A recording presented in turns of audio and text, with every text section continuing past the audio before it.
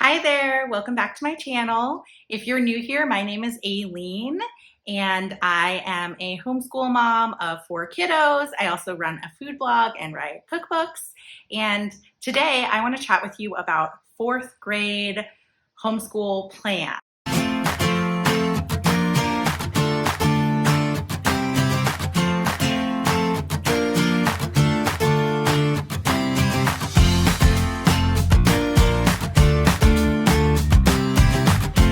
My 9-year-old daughter is going into 4th grade for the 2023-2024 school year. We start school in about a week, so we're going to start mid-August.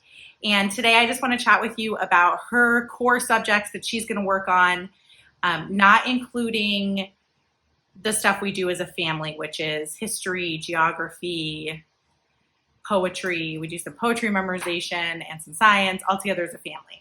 So I'm not going to talk about that today. Today I'm just going to talk about her core subjects that she does individually that are catered to her learning style and her level. So the first thing I want to talk about is math. Last year we did an online math program. It's actually a free math program called Zern, and it was really great. It was a great program for her learning style. And so we're going to continue with that.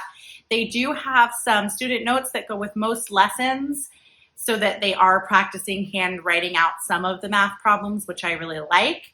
And this year, instead of trying to remember to print out the student notes every week or even every day, I printed them all and I bound them. So let me show you that. So here they are. It's all of the student notes for grade 4. And I even separated them by unit with just these little Post-it tabs. So it's not weeks, it's just units, but I just thought it would be easier for her to get where she needs to be a little bit faster. I'm not really sure how the system's gonna work. Perhaps she'll just leave it open.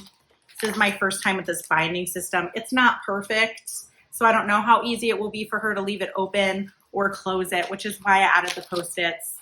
We may add a bookmark or something in as well, but this is the student note. So as you can see, there's just a lot of space to work. They only work on 1 or 2 problems on paper each lesson, and the rest is computer-based. But we're really happy with it, so she's going to continue with 4th grade and do this. Now, last year, she was in a phonics program, Logic of English Foundations. She was a little bit on the later side, I guess you could say, for reading. She completed level C. There's 4 levels, A, B, C, and D for Logic of English Foundations. She completed level C at the end of last year. We started level D, but then her reading has just skyrocketed. And I made the decision over the summer, after going back and forth a lot, that we needed to move on, because Logic of English Foundations is amazing. It's been great for our family, but I don't feel like she needs it anymore. And what she really, really needed to work on was spelling, and that's where I wanted to focus. So we're trying something new. We're gonna try sequential spelling for this year. This is my first time using it, so I don't really have any feedback. I watched a bunch of YouTube videos and decided it was going to be good to try. It does use the OG method, which is what Logic of English also uses. Orton Gillenheim, maybe it says it on here. I wish I could pronounce it correctly, but okay, YouTube universe, I'm not pronouncing it correctly. The OG method, which is like a phonics-based method. So they use that method for teaching spelling. And this is really just a workbook, and so she'll write out her words here, and then on the back page, every lesson has some other kind of activity using those words. So I hope it's going to be just like simple and quick and help her build her spelling skills and also her spelling confidence. So we're going to focus on that. And because she did not finish the phonics program fully, we are going to continue to build on that a little bit, but in an easier and simpler way that I hope she'll be able to just do independently. So we're going to use Explode the Code level 5. I think she probably could have started at level 6, but I wanted it to be easier for her. So she really, again, builds up that confidence and just is excited to just do it and get it done. So Explode the Code.